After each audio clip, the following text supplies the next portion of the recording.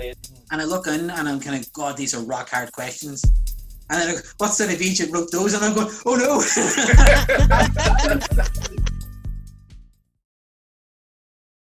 Congratulations to Josh Mandel for winning ball 2 and Lee for winning ball 1. Winning Brain of London from Madrid is quite a... I mean, that final set of questions, I was reading them and I was so glad that I wasn't playing them because they were just brutal, apart from the ones that Valerie and I wrote, which were absolutely fine, which was the quad about black female comedians.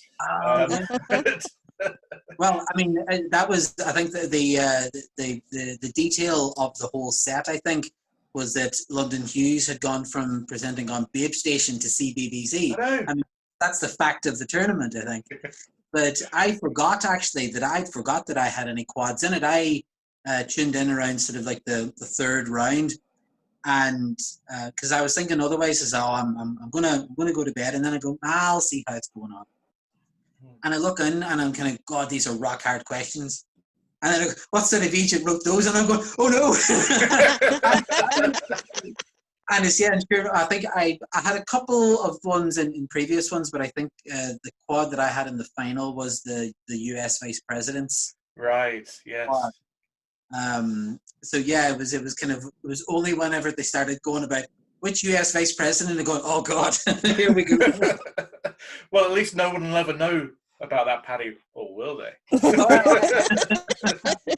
Yes, I'll leave it down to your editing. And no, it was rock hard, and it was good playing, reading the sets. The quality and the talent out there in bowl 1. I mean, bowl 2 is fantastic quality. When you got the likes of Josh Mandel winning it, he could easily be in bowl 1 and doing well.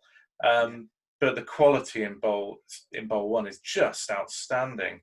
And I think the Mimir stuff, Mimir as well, the competitions that Online Quiz League have been doing in that format, I can only see that the standard of that play going up and up and up. Because up till now, we only played that format once a year.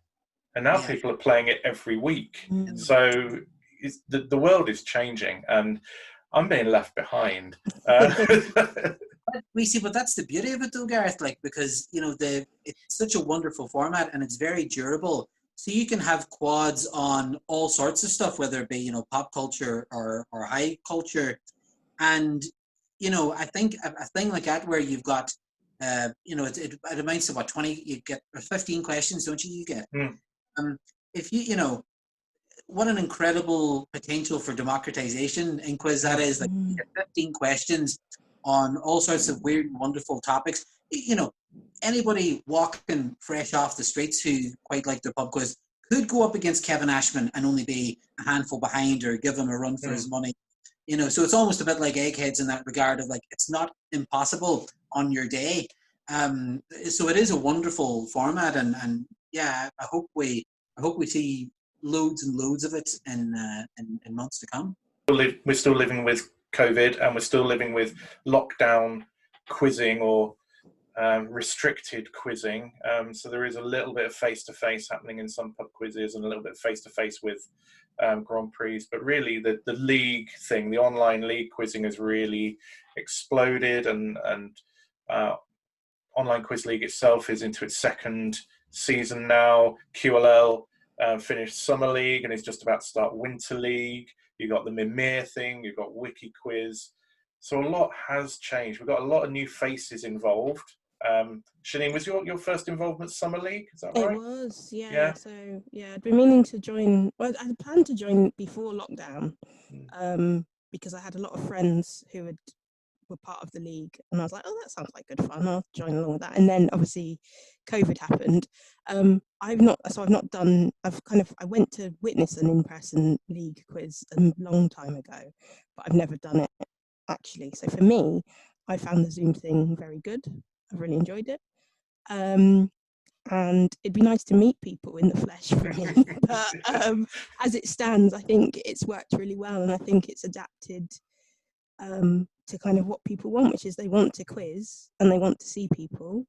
And this is the easiest way to do it, really. For those of us who've been playing it for years, it really is odd not having that turning up, meeting everybody, have a bit of chat, get a drink, sit down, play the game, get a drink, do a friendly. It's a very different environment. But I think the big thing that the online leagues are doing and the growth of Wiki Quiz is almost democratizing a lot of this stuff. You're getting new writers, you're getting new players, and I wonder how it's all going to pan out in the long run. I think it can only be healthy in the long run once we get out of it. I think internet quizzing is probably going to have a major part of our lives. If the virus stopped tomorrow, I think what has been opened as a result of all of this, I don't think will diminish. I think you're absolutely right in terms of the democratizing, in terms of people having a go at quizzes that maybe they wouldn't have the opportunity to play with people. Theoretically, I'm in a quiz league that's that's based with Americans now, and there's a couple of us in Atlanta, and there's one in Montana, and there's one in New York, and then I'm over here in Scotland. And so I got up at like 2 a.m. to play a friendly with them last week, and the possibilities are really open. I think the community, we have to be very delicate, because we've just been talking to two lovely fellas there who have general knowledge to burn, but coming at this completely green. Now they had the luck of having a bunch of cameras trained on them when they were getting their answers.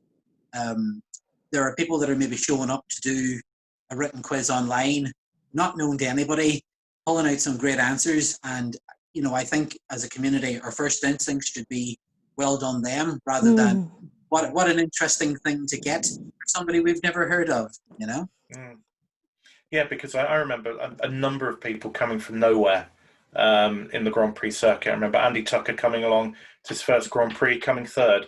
I remember Paul Sinha coming along to his first Grand Prix.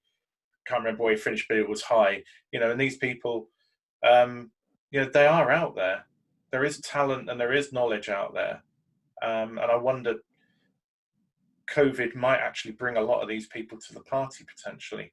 I hope so. I think it's about accessibility as well. I think, sorry to suggest quizzes are antisocial, but you might have a lot of very good quizzes who are just intimidated by people they've never met before. I know it would certainly be a factor if I was turning up to a pub and going, hello, I'm on your team now, you don't know me, and I don't know you, and you might hate me, and I might hate you, and it's you. There's all these kind of issues now. Whereas, there still might be those issues on Zoom, but you kind of can turn up, you're in your home, there's that kind of safety there. Yeah. And I hope it might build the confidence of people who may not want to go out to things in person to kind of go, well, I've got to know these people online, I trust them, and when things do go back to normal, I will go to the pub and I'll have a nice chat with them, and I'll make these friends and it will be nice. So and other physically accessible, I know the league tended to be rooms above pubs, and not everyone can get up the stairs. Pubs are not always the most friendly places if you have a disability or whatever. So there are pros and cons. I don't know in the long run how, if it is about accessibility, if there are people who kind of go, no, I don't want to go out, but I still want to quiz. This whole idea of, and you're seeing it in schools, this whole idea of blended learning, which is some of you are in person, some of you are at home, or you're online, and it doesn't always work very well. I know from my day job, we had some of us in the room, some of them, in a conferencing facility, and it wasn't great. So at the moment, when we're all online, it works fine, and when we're all in the pub or whatever, it's going to work fine. But is it worth continuing trying to blend the two, and how possible that is? And I think for various reasons, the answer is probably no. But who are you going to exclude as a result going forward? So yeah, and the idea of right now, the idea of this ever ending feels quite a long way away. It really does. It's really nice to see on the Quiz League they've got like to be confirmed from January onwards, and it's like we know it's going to probably be on Zoom. We were optimistic that we can put a pub down, but let's be honest, it's probably still going to be online. Someone's still going to have a paid for Zoom account or whatever. It's that relationship now, and I think it's I have mixed feelings. I was someone before this who was pretty social. I would go out a lot, and I haven't barely been out at all. But yeah, whether I would have been bold enough or would I have been regular enough, for example, to attend in-person quizzing in the summer league, I don't know. But for me, I was turning up every week because I didn't have anything else to do on a Tuesday evening. So yeah, it's mixed, and I think it's a nice thing. This wouldn't have been considered at all if this hadn't happened, and the fact we've kind of been thrown into it overnight in lots of different scenarios, I'd say on the whole has worked really well.